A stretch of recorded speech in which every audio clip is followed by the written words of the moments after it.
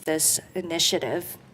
And now we'd like to invite up Eric Litweiler with the Mental Health Association of South Central Kansas and a new effort to recruit people to work in the mental health industry and the need to address the increased demand for mental health workers here in our community. Eric? Thank you, Madam Mayor.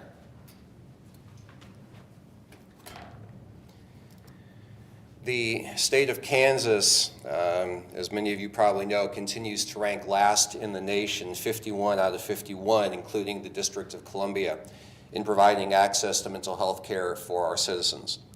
Governor Kelly continues to work to address this through her drive for Medicaid expansion, but we also need to work locally to try to fill these gaps in the Wichita community. So while we wait for state legislators to step up with a solution, private organizations are already seeking creative ways of filling the skills and employment gaps on our own. And Mental Health America of South Central Kansas is proud to play an instrumental role in this through a training provided by the KU School of Medicine's Wichita campus. It's called the Facts Not Fear program, and it's a free training that begins in March, so tomorrow. Those who complete the training not only earn $1,000, but they also become immediately qualified for a career in the mental health field in positions such as attendant care worker, behavioral health specialist, peer support specialist, or for those who already have a bachelor's degree, case management. To be eligible, you must be a Wichita resident, age 18 years or older, with a GED or a high school diploma, and have the ability to pass a background check.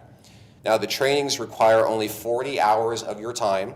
Those 40 hours are spread throughout the span of 1 month, and classes are offered in March, April, May, and June.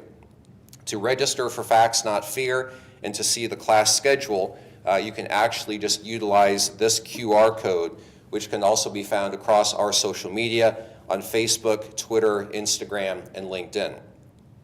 This is really a perfect opportunity for those who believe that their age might preclude them going back to school, or for those who feel that additional education to allow them to advance in their careers might be cost prohibitive. Again, not only are these classes provided at zero cost, but those who complete the classes earn $1,000 and have the opportunity to immediately begin a serious career in healthcare, all for just 10 hours a week for 4 weeks.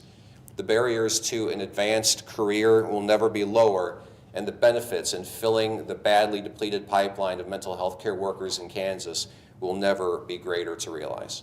Thank you very much.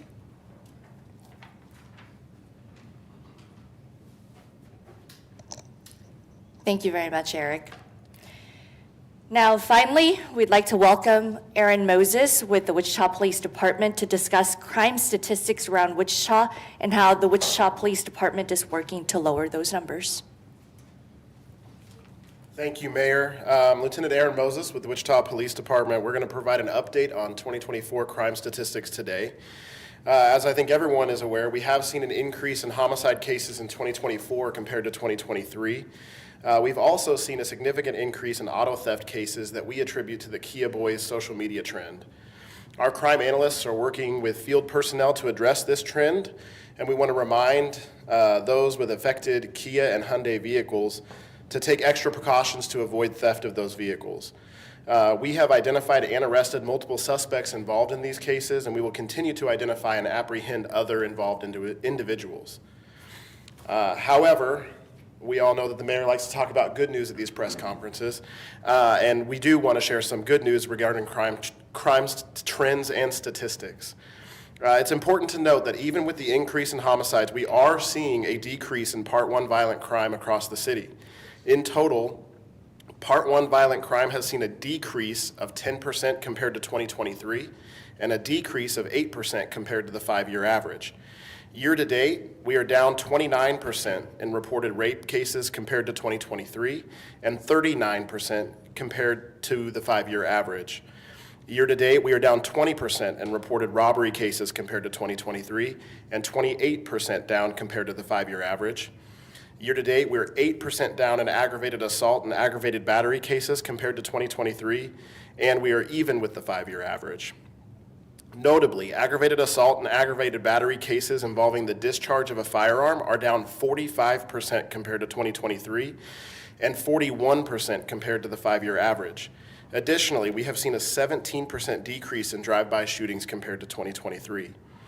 Also, aggravated assault and aggravated battery domestic violence cases have seen a decrease of 14% compared to 2023 and a decrease of 7% compared to the 5-year average. While we're encouraged by these trends in 2024, we want the community to know that decreases in reported crime are not the complete success. We still know that there is work to be done and there is crime affecting our community. To that end, we are in the early stages of planning community town halls to discuss a violent crime reduction strategy, utilizing risk terrain modeling, and to discuss the development of our real-time crime center. We want to reiterate to the community that we share your concerns regarding the rise in homicide cases this year, but also make sure everyone knows that in all, violent crime has seen a reduction this year.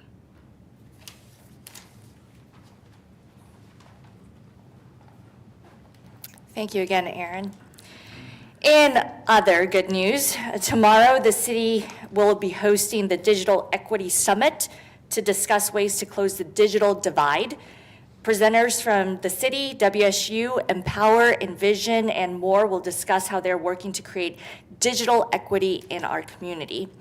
And also from the police department, another good news piece, Officer Truman Wiles was recognized by the U.S. Department of Justice for Operation Triple Beam, which is an effort to reduce violent crime in our community.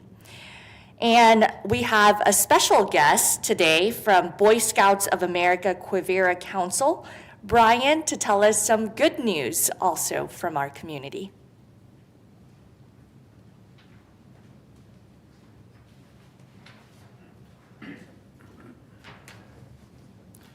Good morning.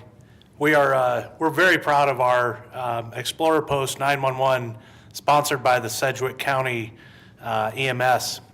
We had a young lady who was doing a ride-along just about a month ago, and she went on a call and found out that the emergency was a pregnant woman. So this young lady, 17 years old, helped deliver a baby, and those are the kinds of hands-on experiences you get with the Exploring program of the Boy Scouts of America. And we just want to thank the county and the city for supporting our Exploring programs to give kids those hands-on experiences that they can go on to a successful career. Thank you. And again, thank you very much for the good news and also the updates here in our city. With that, we will take questions. If any of the presenters are asked to come up, we will ask those questions or answer those questions now. I see no questions. Well, thank you all very much. Happy last day of February, Leap Day, and have a wonderful and safe day.